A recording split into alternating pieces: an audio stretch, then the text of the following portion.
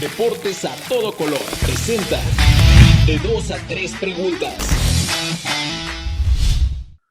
Hola, ¿qué tal? ¿Cómo están, amigos de Deportes a todo color? Esta es una edición más, una edición especial de 2 a 3 preguntas. Vamos a ir por segunda vez en la historia de este canal a un país hermano, al viejo continente, a España, para hablar con el primer representante de jugadores, bueno, que fue representante de jugadores en la historia de Deportes a todo color. Así que, sin más preámbulo, presento a nuestro invitado especial, Miguel Lospitao, desde España. ¿Cómo estás, Miguel?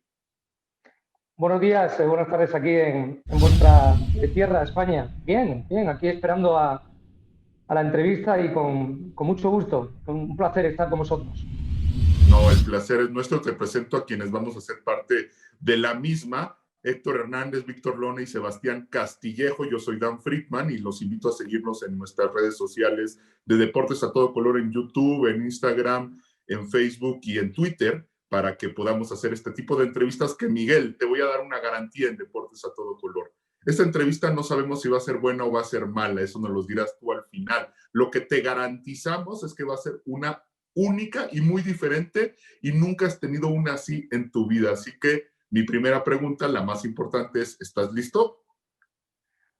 Estoy preparado y estoy con muchísimas ganas. Perfecto, Con muchas ganas, bueno. Dan. La verdad que cuando me llamaste el otro día, el formato lo conozco, lo he estado checando estos días. Conozco a Víctor, es el único chavo que conozco ahí con vosotros y sé que es un tipazo, con lo cual, bueno, a ti también te conozco hace ya un poco de tiempo y estoy súper a gusto, estoy muy tranquilo, la verdad. Qué bueno, pues nosotros también estamos contentos y el chiste es que te saquemos una sonrisa. La primera sección que vamos a hacer contigo la llamamos Defínemela. En ella te vamos a dar conceptos y como si tú fueras el diccionario de la Real Academia Española, pero a tu forma de ver las cosas, nos vas a definir esos conceptos y luego te haremos una pregunta según lo que nos digas. Entonces, Vale. me toca empezar Sí. a mí con el concepto que es entrada al Olimpo del fútbol. ¿Cómo lo definirías, Miguel Lospitao? Gesta. ¿Por qué?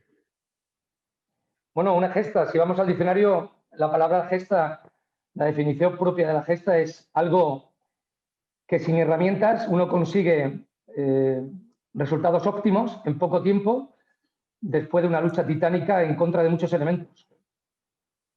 Ok.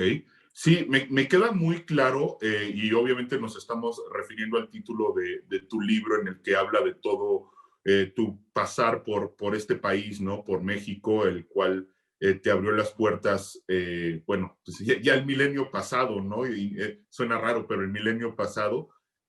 Mi pregunta es, ¿cuándo es que tú empiezas a tener la idea en la cabeza de que quieres escribir un libro de tus vivencias en México?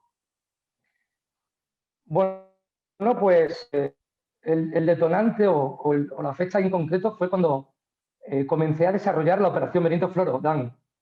Sabía que era una operación complicada, por no llamarla imposible, y sabía perfectamente que si lo conseguía, necesariamente tenía que ser escrita la operación, como así es, ¿no? A partir de ahí, bueno, pues cuando tienes todos los utensilios, los condicionantes para hacer una historia como esta, pues empieza a pensar que el próximo capítulo, el próximo episodio, la próxima faceta es transcribirlo en papel, como así hicimos. Y bueno, aunque tardé un poquito en escribirlo, porque introduje a Benito Floro en Monterrey en octubre del 99, lo escribimos en el 2004. En todo ese tiempo, con todas las personas que fui trabajando y platicando y conociendo, tanto en Europa como en México, todos llegamos a un acuerdo, y es que esta historia, por ser única en forma y fondo, tendría que ser necesariamente escrita, como así ha sido, y la verdad que, bueno, pues el detonante fue la Operación Floro, aunque lógicamente hay muchos capítulos de esas características, ¿no? Capítulos complicados y con final feliz. ¿Qué tal, Miguel? Te saluda Sebastián Castillejo. La siguiente palabra o concepto que me gustaría que me definieras a tu forma de entender las cosas y sobre todo a tu forma de entender el fútbol es la Liga MX. ¿Cómo la defines?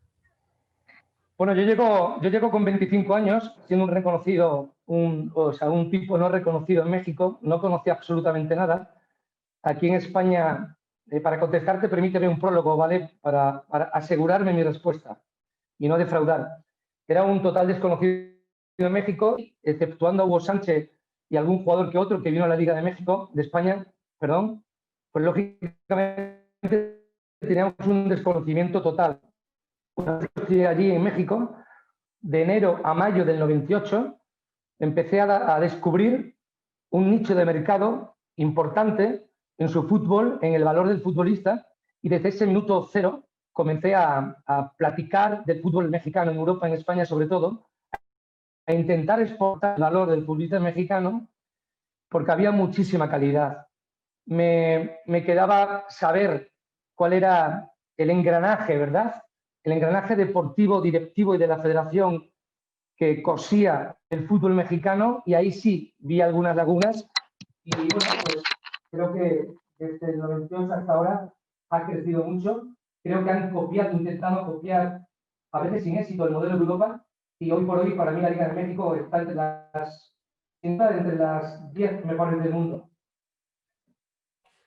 Bien, Miguel, esto que nos comentas es muy importante porque sin duda el fútbol mexicano ha crecido exponencialmente desde, vaya, simplemente vamos a tomar la última década y el ejemplo claro son los Tigres que han dominado totalmente y que bueno, ahorita van a ser representantes en el Mundial de Clubes después del campeonato obtenido en la noche de ayer. Pero mi pregunta es para ti, ¿cómo cómo fueron estos primeros acercamientos? ¿Cómo fue el involucrarte de a poco con la Liga Mexicana, con los propios jugadores? ¿Qué tan complicado fue? ¿Qué tan buenas migas empezaste a hacer? ¿Con quién te apoyaste? Sí, precisamente sabiendo que estas preguntas iban a suceder a lo largo de mi vida, el motivo principal fue escribir el libro precisamente por eso, porque son casi 300 páginas donde voy de alguna forma transcribiendo página a página todo lo que tuve que hacer, ¿no? Creo que necesitaríamos horas y horas para poder ajustar mis respuestas y sobre todo encontrar justicia a las mismas, ¿no? Pero bueno, fue todo casi accidentalmente, la verdad, como pasan muchas cosas no provocadas. Y lo que sí te puedo decir que cuando no eres nadie y cuando no tienes nada en tu haber, pues lógicamente, aunado a que eres un chavo, pues tienes mucho arrojo, tienes mucha valentía y empiezas a prestar atención a cualquier movimiento, ¿no?, que se te pueda ocurrir dentro de tu entorno, ¿no? Y bueno, yo en un principio conocí a un promotor de España que curiosamente trabajaba en México en el año 98, con el portero Celada, que era promotor, con Carlos Hurtado, que era promotor, y por ahí también con Panchito Hernández, que en paz descanse. Fue ahí cuando yo comencé a saber que quería ser promotor, fue ahí cuando comencé a conocer a mucha gente, a través del hijo de Panchito Hernández. Estuve 3 meses pues conociendo a Alfredo Tena, Bucetino Tena, los amigos que tenía Panchito Hernández en el fútbol. A partir de pues obviamente empecé a hacer una agenda, conocer a periodistas, pero sabía que eso no solamente bastaba eso, ¿no? Tenía que haber mucho ingenio, tenía que haber mucha perseverancia, que es la característica principal del libro, y luego pues hacer un puzzle que solito fui componiendo, ¿verdad? ¿Qué tal, Miguel? Te saluda Víctor Lonita. Preguntarte ahora para la siguiente definición acerca de lo que significa para ti el ser representante de jugadores. Bueno, ser jugadores no tiene nada que ver con ser arquitecto, ser médico, ser periodista. Es una profesión que la puedes agarrar de dos formas. O bien haces un jugador importante y dejas lógicamente tu trabajo por edad y aprovechas tus contactos, ¿no? Y bueno, pues todo lo conoces, todo lo que conoces en sí del fútbol, ¿vale? O lo haces de forma accidental como fue la mía. Yo tuve un sueño que era ser representante en México, sobre todo porque a México no miraba absolutamente nadie en Europa, y tuve un sueño y lo conseguí, a base de muchísimo tesón, trabajo, ingenio, y la verdad que, bueno, pues no nací, incluso en la adolescencia estaba muy lejos de ella de ser representante, ¿no? Muy, muy lejos, créeme. yo vengo de un pueblo pequeño en el sur de España y para mí eso se quedaba absolutamente imposible, lejano. Nadie era representante de mi zona, nadie intermediario. Esa palabra sonaba muy rara, promotor. Lo sabíamos por la televisión, por el fútbol, pero bueno, la vida y el destino me tenían preparado a la profesión que me ha dado muchas cosas, me ha dado una sabiduría importante que quizás ni las universidades me lo hubieran dado. Creo que la calle de México DF y el mundo del fútbol, pues me han posibilitado ser hoy quien soy. Una persona que a pesar de mi edad sigo siendo joven, para mucha gente, mayor a lo mejor para ti, Víctor, porque ya tengo 48 años, pero en 5-48 el fútbol me ha proporcionado tener una sabiduría que solamente se encuentra en ese mundo. Ahora, ¿qué es lo más complicado de manejar futbolistas aquí en el fútbol mexicano? Bueno, cuando yo llegué descubrí que el fútbol mexicano no tenía futuro por culpa de dos promotores, porque yo tenía que tener mucho cuidado cuando lo descubrí, porque si querías trascender allí, yo me tenía que asociar incluso a ellos, como así hice, aunque a Benito Floro solamente lo llevé yo, no me apoyé nunca con ningún promotor. Una operación precisamente milagrosa, porque no tenía edad, no tenía contacto, no tenía plata y no tenía un promotor de cabecera, que era lo que se estilaba en ese momento en México, ¿no?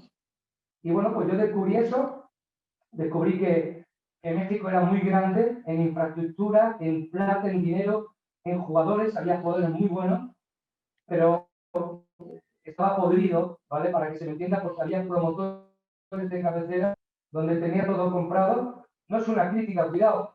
En su momento el fútbol se manejaba en México de esa forma. Fueron listos, compraron sentimientos, compraron a muchas personas y bueno, al final se hizo un negocio redondo para todos ellos porque se hicieron millonarios. ¿Qué tal, Miguel? Te saludo con mucho gusto, Héctor, de este lado. Me gustaría que nos definieras desde tu concepción el Pacto de Caballeros. ¿El Pacto de Caballero en qué sentido? ¿A qué te refieres? ¿Cómo definirías tú Pacto de Caballeros? Así nada más. El Pacto de Caballero, como tú gustes. Sí, perfecto.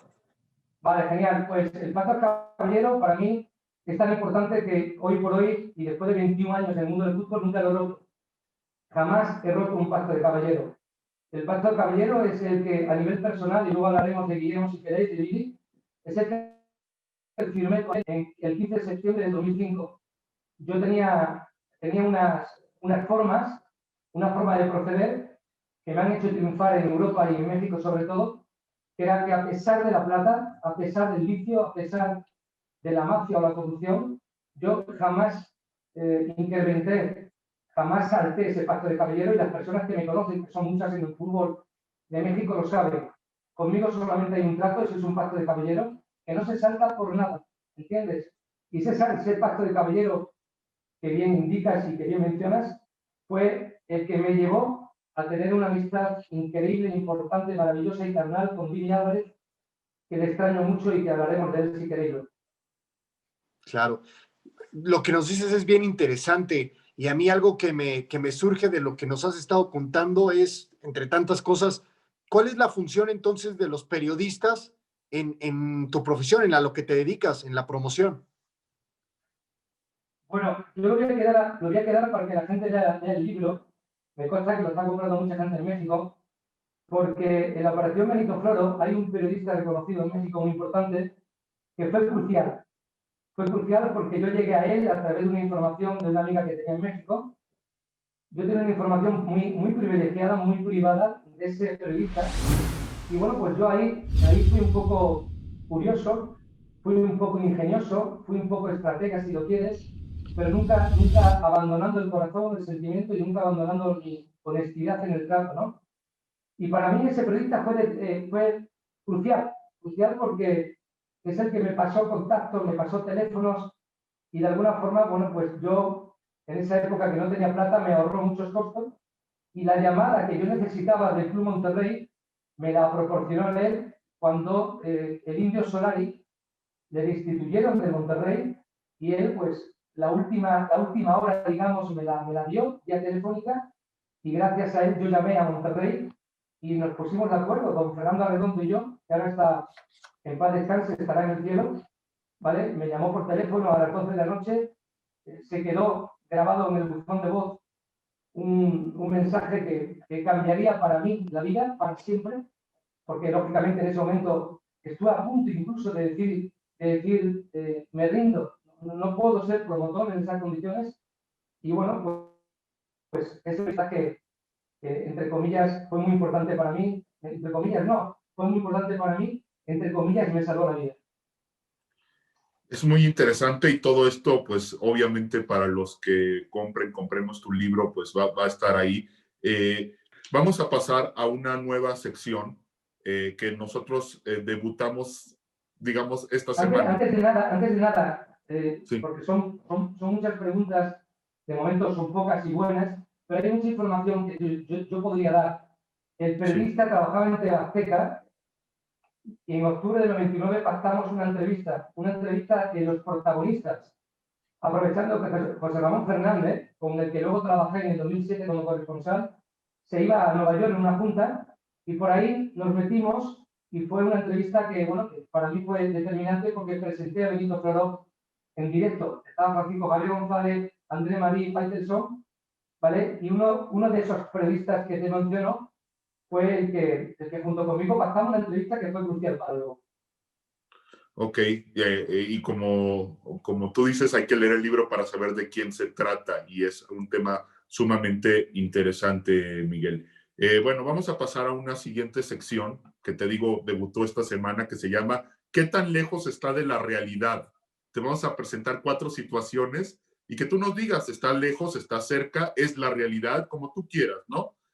Me toca a mí empezar con la siguiente frase. El fútbol mexicano es conocido en Europa. ¿Qué tan lejos está eso de la realidad? Está más cerca que antes, pero sigue estando lejos. Ok, ¿nos podrías dar un poco de contexto por qué ese argumento? Es muy sencillo, Dan. El argumento es porque el fútbol mexicano está a 13.000 kilómetros en avión.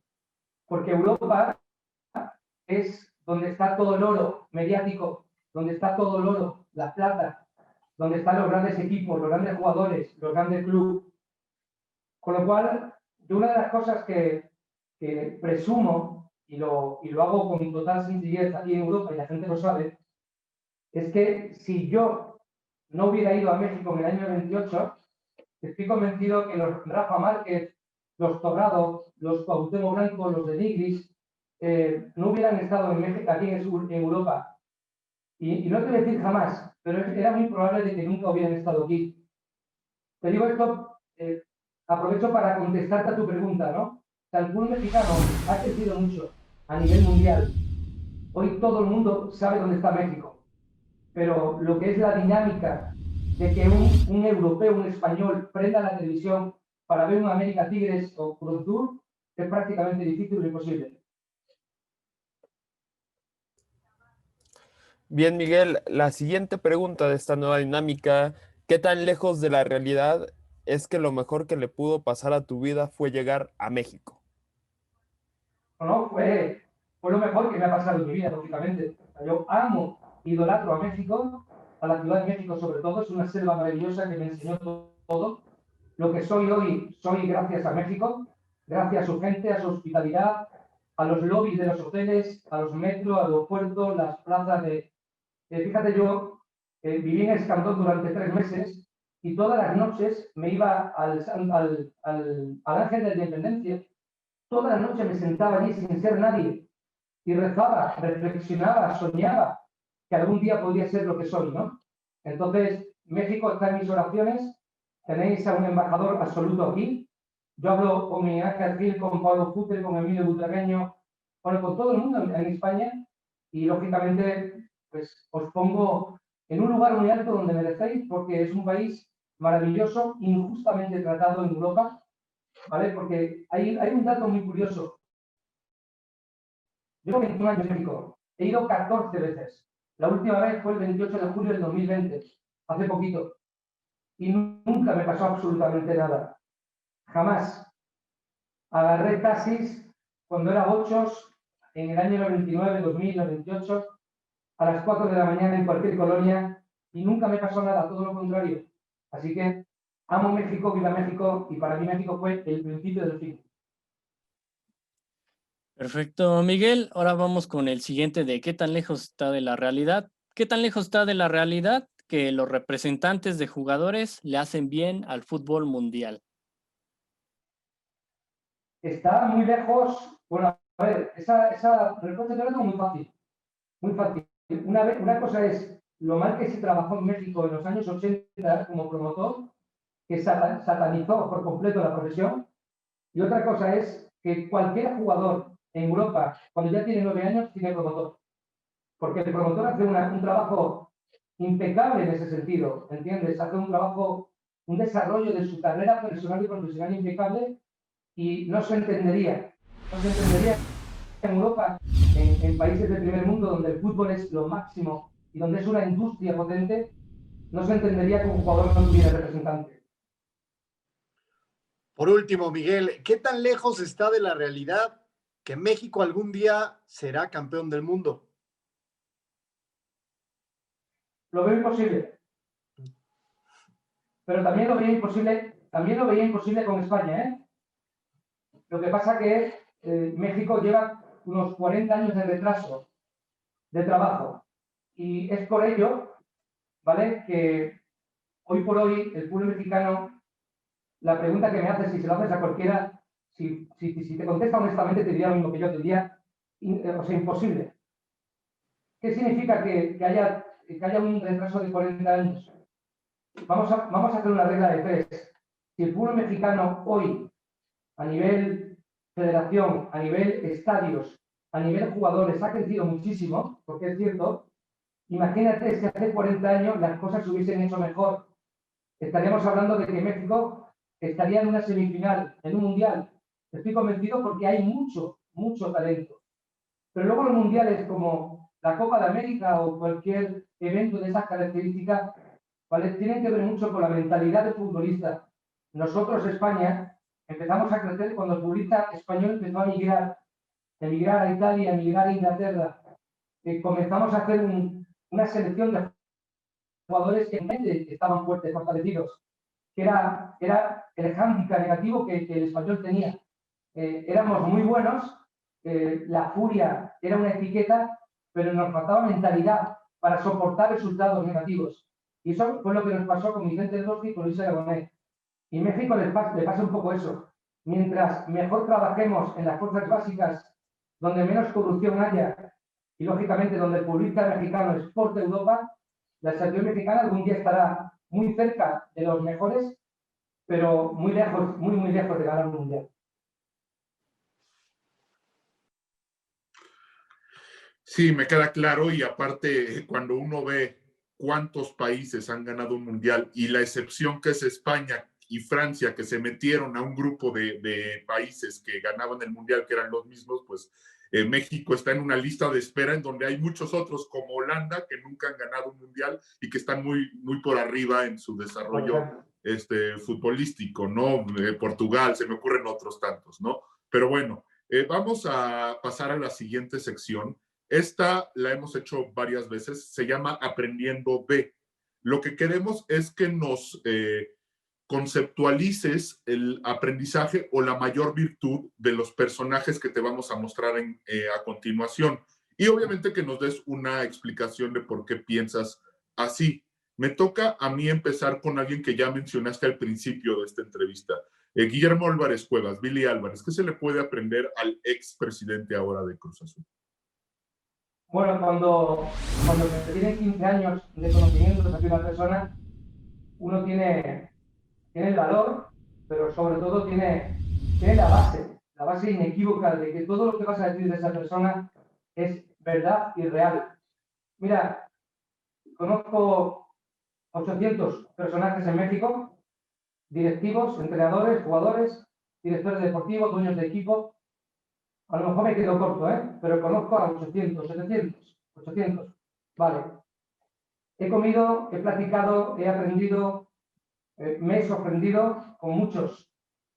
Pero la única persona que destila magia en su ser, y no tanto a nivel profesional, es don Guillermo Álvarez Cuevas. En 15 años nunca jamás faltó a la puntualidad conmigo. Era un señor que, si te decía, Miguel, a las 5 de la tarde mañana te llamo, me llamaba a las 5 de la tarde. Daba igual lo que pudiera pasar en su vida. Me acuerdo cuando murió su hija. Eso fue un evento tremendo en su vida, ¿no? Yo me quedé impactado. Me quedé impactado porque yo hablé con él estando en el tanatorio. Y créeme que hablaba con una firmeza y con una sobriedad y con un equilibrio emocional que poca gente lo podría hacer, ¿no?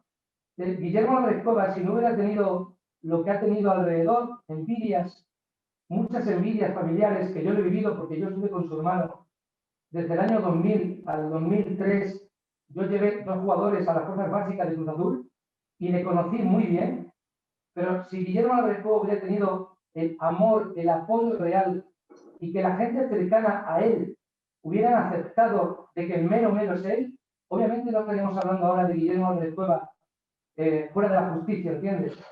Se rodeó de gente, ¿vale? Pues que yo creo que no estaba a la altura de las circunstancias, ¿vale? Comparándole con él. Y por lo demás, Dan aprendí pues, al señorío que tiene, a la prudencia que tiene en sus comentarios y a una clase bestial, a una clase que no tiene nada que ver con el traje chaqueta que te compres, sino con una educación, un respeto hacia las cosas enorme, ¿no? Y bueno, obviamente creo que estaré en junio en México y hay un programa que me va a dedicar de máxima audiencia mucho tiempo y podré defender su honor hasta las últimas consecuencias. Bueno, me queda muy claro eso, y yo sé que tú también conoces o conociste, o no sé, a Jesús Gil, ¿no? Al presidente en su momento del Atlético de Madrid, y Cruz Azul es en muchas cosas el Atlético de Madrid de España, porque es el tercer equipo con más afición, porque es un equipo que ha sufrido muchas cosas. El Atlético de Madrid descendió, pero hoy en día el equipo del Cholo Simeone, de Diego Pablo Simeone, es élite en el fútbol europeo, ha llegado a finales de Champions y las ha perdido. ¿Por qué Cruz Azul sufre como sufre el Atlético de Madrid? ¿Qué pasa en ese equipo que ahora ya no tiene ni siquiera director técnico? Y una adicional, si la quieres contestar, ¿quién te gustaría que fuera el técnico del Cruz Azul? Bueno, pues la Liga de Europa no tiene nada que ver con los torneos cortos de México. Empezamos por ahí. Durante mucho tiempo, en los años 70, finales 70, 80, hasta hoy, aunque han cambiado un poquito las cosas, el fútbol mexicano era, bueno, desde el torneo largo hasta que se pasó a los cortos, ahí comenzó el desmadre del fútbol mexicano, porque empezó a imperar el negocio de promotores, el negocio de dueños, el negocio de presidentes y más cosas que lógicamente no puedo platicar porque se quedan grabadas y no me convienen, ¿no? El libro es un mapa precisamente de aquellas cosas que yo no puedo decir ahorita, ¿vale? Pero que están escritas para que la gente sepa lo que ha pasado en el fútbol mexicano en una década, que es lo que yo viví, y por qué el fútbol mexicano no ha tirado para adelante, ¿no? Por llamarlo de una forma. Entonces, comparar Atlético Madrid con Cruz Azul es complicado, Dan, sinceramente, ¿vale? Hay muchas semejanzas, porque son clubes obreros, son clubes de hinchas, son clubes que efectivamente a nivel económico han ido creciendo, ¿no? Pero luego sería injusto si lo comparo como hay que compararlo, sería injusto en esa comparativa.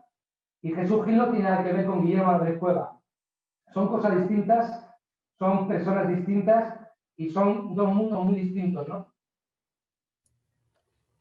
Bien, Miguel, el siguiente personaje del que me gustaría que nos contaras alguna anécdota o algo que se le puede y se le tiene que aprender es alguien que ya mencionaste anteriormente y es Benito Floro. ¿Qué se le puede aprender a él?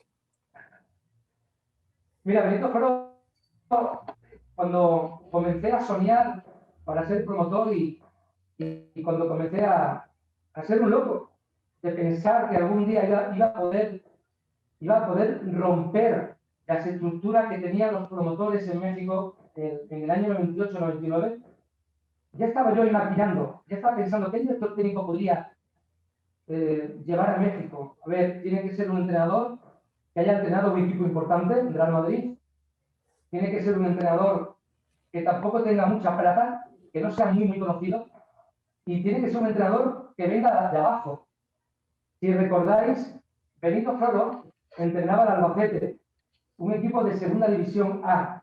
Le subió a primera división, pero el Albacete imaginaros como el Irapuato de los años 2000, más o menos, para que lo entendáis. ¿Se entiende? O los Venados de Yucatán, un equipo así, ¿no? Y de repente se cuela, se mete en la Liga de España, en la primera división, y es cuando lo firma el Madrid, ¿no? Entonces, lo que aprendí con Floro es el señorío. Es decir, Miguel, no todo vale en el fútbol. Mira, si Floro hubiera sido un director técnico de mordidas, como son muchos, donde pone la mano con su promotor de cabecera, y yo, en vez de haber tenido 27 años cuando hice la operación, hubiera tenido 40, pues obviamente hubiésemos hecho el negocio del siglo, ¿me entiendes? Lo que pasa que él, bueno, pues es un señor, es un tipo honesto, como Luis Aragonés, Vicente del Bosque, y lógicamente ni él como director técnico ni yo como promotor quisimos robar a Monterrey y quisimos hacer todo lo contrario a lo que hacían dos promotores y muchos directores técnicos que llegaban a enriquecerse al fútbol mexicano y que pasaban completamente del presente y del futuro del fútbol azteca. ¿Por qué crees? Y vaya, últimamente hemos crecido tanto en ese aspecto de traer técnicos europeos al fútbol mexicano que aporten, como Pedro Caixinha, como Paco Gémez en su momento, entre muchos, muchos otros, pero ¿de verdad crees que este trabajo que hiciste con Benito Floro sentó un precedente para todo el fútbol mexicano? ¿Y crees que en un futuro vayamos a ver más Vicentes del Bosque, más técnicos de ese calibre dirigiendo a México o dirigiendo en México? Ojalá, pero el libro, sí, una de las cosas importantes que tiene el libro explica sobre todo por qué es tan difícil llevar a un director técnico español allí. Explica sobre todo lo imposible que fue abrir la caja Pandora del fútbol mexicano. Explica y ayuda a otros promotores que quieran trabajar en México a tomar para saber situarse a la presión de qué cosa hay que hacer para intentar llevar al director técnico español. A ver, insisto, si tuviéramos aquí en nuestra casa, aquí, todos juntitos, lógicamente muchas preguntas serían contestadas con mucha más asertividad, ¿vale? De forma. Pero permitirme que haya cosas que lógicamente no puedo decir y que para eso también está el libro, ¿no? Creo que fui demasiado generoso en escribir ciertas cosas en el libro. Juan Manuel Lillo, Paco Gémez y Michel, en 21 años después de Floro. ¿Por qué? Porque el fútbol mexicano, aun habiendo pasado todavía mucho tiempo después de mi operación, sigue teniendo ciertos vicios que tienen cerradas las puertas a directores técnicos de España. Ahora vamos con el siguiente de Aprendiendo de, y este es un futbolista que llegó al equipo del Atlético de Celaya en los años 90, como es Emilio Butragueño. ¿Qué se le puede aprender al famoso buitre? Bueno, pues Buitre tiene 60 páginas en mi libro, porque yo en la época de la adolescencia no fue una época fácil, para nada, y bueno, pues tomamos siempre ídolos, ¿no? Y para mí en ese momento era Emilio Butragueño. Yo era muy chavo y una vez que debutó en Cádiz con Alfredo Di Stéfano, me fijé en él y hasta hoy, ¿no? En el libro es muy importante porque pasamos de ser mi ídolo a convertirse con el paso de los años a un carnal, ¿no? Es mi mejor amigo dentro del fútbol. Llevamos juntos desde el año 2000 y Emilio es un ejemplo de hombre, es un ejemplo de persona. Es un ejemplo de deportista, es un hombre querido. Creo que en esta vida hay muy poca gente que no tenga enemigos y Emilio es uno de ellos. A Emilio Butragueño lo ama la gente, donde quiera que vaya y donde quiera que esté, ¿no? A tu pregunta, pues a Emilio se le puede aprender la honestidad, la clase, pero sobre todo algo que su papá me dijo hace mucho tiempo. Yo tuve la fortuna de ver el homenaje de Televisión Azteca. En el año 98 le ofreció y que en ese momento era presentador, José Ramón Fernández también, y tuve la fortuna de estar detrás de las cámaras con su papá. Estuve una hora platicando con su papá, yo tenía 25 años apenas, yo no conocía a Butragueño, lógicamente, y después de la entrevista que le hicieron, me acuerdo que yo le pregunté, bueno, me dijo su papá, dice, Miguel, ¿sabes qué tengo aquí en la playera? En la playera tenía E.B, B mayor, B grande, que era Emilio Butragueño 1992. ¿Te quieres creer, os queréis creer que después de una hora de plática con su papá, jamás me dijo que era su papá? Por último, Miguel, ¿qué le podemos aprender a un jugador como Cuauhtémoc Blanco, que por cierto tú lo llevaste al Valladolid y de no haber sido por una lesión ahí escandalosa contra Trinidad y Tobago, que todos los mexicanos conocemos bien? Muchos aseguran, no sé tú qué pienses, que pudo haber triunfado en Europa. ¿Qué podemos aprender de él? Sin ningún tipo de duda. Yo cuando llegué a México hice una lista de jugadores que obviamente el primero era él. Estaba Borghetti, estaba Bundis, estaba Chávez, creo que era, bueno, estaba Rafa Márquez, Juan Pablo Rodríguez, Abundis de Toluca, pero sobre todo el que más me llamaba la atención y por el perfil que reunía, no solamente por el espectáculo, ¿no? Con el salto de la rana, sino un jugador que tenía un esparpajo distinto, era diferente al resto, era Cuauhtémoc Blanco, ¿no? Y ahí, igual que me fijé que Benito Floro era el ideal para llegar a México, sabía perfectamente que el ideal para traer a España era Cuauhtémoc Blanco. Me puse de acuerdo con sus promotores, que en ese momento era José Manuel Sanz, luego Enrique Nieto, que se asociaron y luego se enojaron, etcétera, y bueno, pues, también luego trajeron a Rafa Márquez. Y de Cuauhtémoc Blanco, lo que aprendí es pues, que fue valiente, que fue un chavo atrevido, que fue una etapa difícil porque, exceptuando a Hugo Sánchez, muy pocos jugadores llegaban a España y él lo hizo muy bien, muy bien. Llegó a un club como el Madrid, que era una ventana abierta para su talento. Si no hubiera sido por la lesión, yo lo digo en una entrevista en Telemundo de Los Ángeles, que si no hubiera tenido la lesión, Cuauhtémoc Blanco sin ningún triunfado del fútbol español muy grande. Sin ningún tipo de duda. Aquí tenemos el gol que marcó de falta en el Santiago Bernabéu. Hay que tener mucha frialdad, hay que tener mucha capacidad para hacerlo, él lo hizo, pero le llegó la lesión con la rotura del ligamento cruzado y cuando eso te sucede a esos niveles, pues el 90% de tu papeleta está muerta ya para seguir triunfando. Desde tu visión como extranjero, digamos, que en realidad nos has dicho que pues, eres parte mexicano, pero desde afuera, ¿cómo ven a Cuauhtémoc Blanco? Porque sabemos que nuestro máximo referente en fútbol es Hugo Sánchez, toda la historia que vivió en España y esto, pero ¿a qué nivel ponen a Cuauhtémoc desde fuera? Ha pasado muchos años. Ya de Cuauhtémoc aquí prácticamente no se acuerda nadie, sinceramente. Pero quedó el pabellón alto, ¿vale? Y lo que sí, la gente del fútbol sabe, es algo que he dicho yo anteriormente, que si no hubiera tenido la lesión, hubiera sido un jugador importante mexicano. Nunca llegar a Hugo Sánchez, nunca, porque lo que ha hecho Hugo Sánchez, la única persona, el único futbolista que le ha superado, lógicamente, con creces, es Cristiano Ronaldo, a lo que se refiere goleador, ¿vale? Pero quitando a Cristiano Ronaldo, no ha habido un jugador en el mundo que todavía haya superado a Hugo. Nunca, jamás. ¿Entiendes? Y fíjate que Hugo, para mí tampoco era un jugador de mucha devoción, porque me gustan los jugadores que desequilibran, ¿no? Rápidos, que regatean, pero a nivel de gol tiene todo mi respeto, lógicamente, y como Hugo no creo que vaya a haber otro jugador mexicano aquí, en Europa. Cuauhtémoc Blanco, en el tiempo corto que estuvo, quedó una imagen muy buena, pero ha pasado mucho tiempo y el fútbol ahorita es presente, ¿entiendes? Y Europa, pues, ahora el único problema que tiene Europa es, igual que todo el mundo, que la pandemia se vaya, pero su preocupación está en un fútbol mayúsculo que tiene que ver con mucho dinero y con mucha calidad. Bueno, Miguel, para acabar esta entrevista vamos a hacer una sección que va a debutar contigo. Nunca la hemos hecho. Vas a ser padrino. Y se llama ¿A dónde me voy?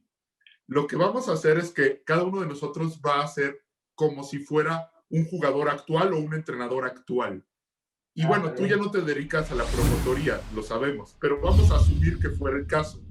Vale. Lo que queremos es que nos des un consejo. O sea, yo llego a ti como jugador y te digo dónde me voy. Entonces, a mí me toca empezar. Pues mira, yo tengo la duda de si seguir o no en el Barcelona. Soy Lionel Messi, ¿no? Y bueno, pues me han tratado muy mal. Últimamente estoy peleado con toda la gente. Van a cambiar de presidente en el club. ¿Dónde me voy? ¿Qué hago con mi vida, Miguel? Mira, como este programa se queda grabado, Dan, yo me atrevo a deciros que si el Barcelona gana un título, sea Liga o sea Champions, Messi se queda en el Barcelona. Eso es una primicia mía, ¿vale? Particular, personal, me la estoy jugando, lo sé, pero con el paso del tiempo, Messi, y te hablo de los últimos 4 meses, ha madurado, estaba mal aconsejado. Es cierto que los últimos meses no tenía ganas de estar en el Barcelona. Es cierto que el presidente anterior ha hecho las cosas mal, con el club y con él en particular. Pero Messi es un tipo listo, es un tipo inteligente, pero sobre todo es un tipo de Villa Fiorito. Es un tipo que viene del Potrero, es un tipo que agradece al escudo de Barcelona todo lo que han hecho con él y con la familia, ¿no? Entonces, yo estoy convencido que hay un 50% hoy de que Messi se queda en el Barcelona. Si no, se va al PSG o al Manchester City seguro. Bien, Miguel, ahora a mí me va a tocar hacerla como tu tocayo, pero de apellido Herrera, y pues me acaban de correr del América, dicen que tengo un carácter fuerte, que soy muy corajudo y que no predico con muchos valores del fútbol. ¿A dónde me voy?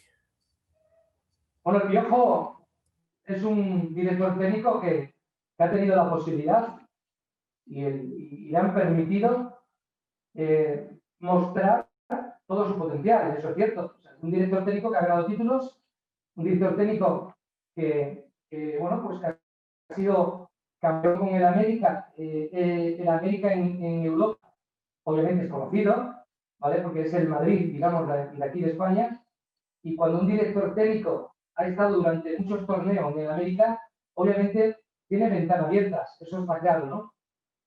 Eso, de ahí a que un equipo de primera división se fije en el Piojo o lo quiera contratar, también va a ser muy complicado, a no ser que, como pasa, por ejemplo, con el dueño del Celta, que como bien sabes, tuvo 40 años en México viviendo, ¿vale? Pues podría ser una apuesta personal como fue con el turco Mohamed, ¿no? Es decir, ¿sabes qué? Me pongo la venda en los ojos, el Piojo aquí prácticamente no lo conoce nadie, ¿vale? Sí, en América todo el mundo lo conoce y todo el mundo lo respeta, pero al Piojo como tal mucha gente no lo conoce. Y en esas circunstancias sí podría venir aquí, con un dueño de equipo de primera división como es el dueño del Celta de Vigo, que ha estado todavía en México, y bueno, dice, bueno, pues lo quiero firmar y lo firmo, ¿no? ¿Tiene potencial? Sí. ¿Aprendió mucho en los últimos años? Sí. ¿Tendría que cuidar las formas para que un equipo de fútbol en Europa lo pueda firmar? También. Aquí en Europa, esos aspavientos que él hace ya no se estila, ¿entiendes? Y eso a lo mejor va en contra de viaje aquí hacia Europa o hacia España. Muy bien, ahora vamos con el siguiente. Se trata de un futbolista mexicano que está en la MLS, que ayer perdió la final de la Conca Champions contra los Tigres. Siempre le dice que no a la selección nacional. Fue pretendido por el América, pero su carta es demasiado alta y sueña con regresar a Europa. Se trata de Carlos Vela. Bueno, en primer lugar, tenemos que decir que gracias a Carlos, el karma existe, ¿vale? Voy a empezar por el final. Y luego hablamos de Carlos Vela, hablamos de lo que hizo en España y de lo que puede ser o lo que puede hacer en un futuro en España, ¿no? Carlos Vela se ha estado mofando, riendo de los hinchas de América en el partido de ida y resulta que al final el equipo de Carlos Vela ha sido eliminado, por lo que hay que tener mucha humildad. Emilio Butragueño lo ha ganado todo. Emilio Butragueño es el tipo más humilde del mundo. Y hay jugadores con muchísima calidad que por culpa, precisamente, a no ser humildes, a no ser futbolistas como Dios manda, ¿no? Futbolistas que a pesar de lo que hayan ganado, a pesar de lo que sea, que respeten de una forma máxima a la institución con la que se va a enfrentar, ¿no? Y eso fue lo que le pasó el otro día. El karma llegó a su vida, no hay enemigo pequeño y hay que tener en el fútbol todo cabe, o sea, hasta el último minuto todo cabe y bueno, pues pasó lo que pasó. Creo que Carlos Vela es mayor para jugar en una liga competitiva como la europea y como la española.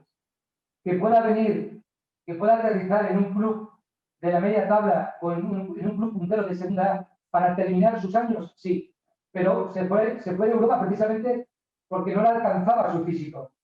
¿Entiendes? Aquí se entrena mañana y tarde, 4 horas todos los días, con un nivel competitivo muy alto. Lo estamos viendo cada rato. Jugadores como Modric del Real Madrid. Increíble jugador, pero tiene 60 minutos en sus botas. ¿Por qué? Porque tiene 35 años.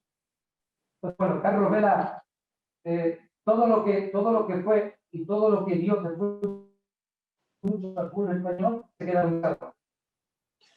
Para cerrar, Miguel, yo tengo 22 años y a mis 22 años ya fui campeón del mundo, juego en el mejor equipo de Francia. Sí, estoy con grandes figuras, pero la verdad es que quiero destacar más y quiero ganar más millones si es que se puede. Soy Kylian Mbappé, ¿a dónde me voy? Al Madrid. No hay otra, están destinados a encontrarse el mejor club del mundo, el club más potente a nivel económico del mundo y el delantero más desequilibrante del mundo es Mbappé, sin ningún tipo de duda.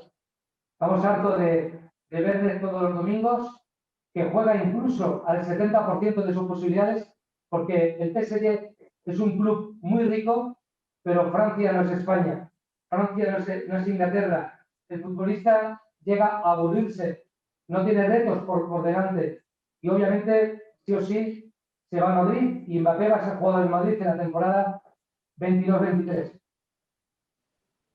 Pues muy interesante estos conceptos, nos gusta cómo se da la dinámica de esta sección, Miguel, y como habrás visto y como te habrás dado cuenta, en Deportes a Todo Color nosotros lo que tratamos es de entregarle a la gente el deporte de una manera diferente a como se entregan los medios tradicionales. Pero sabemos que estamos lejos de ser perfectos, tenemos mucho por mejorar para ser perfectos, ¿no? Y nunca lo lograremos, pero es nuestra aspiración.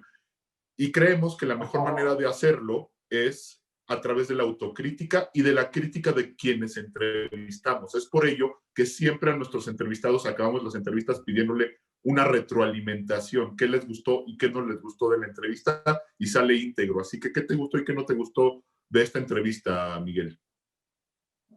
No, me gustó todo porque me he puesto en vuestra piel desde el inicio.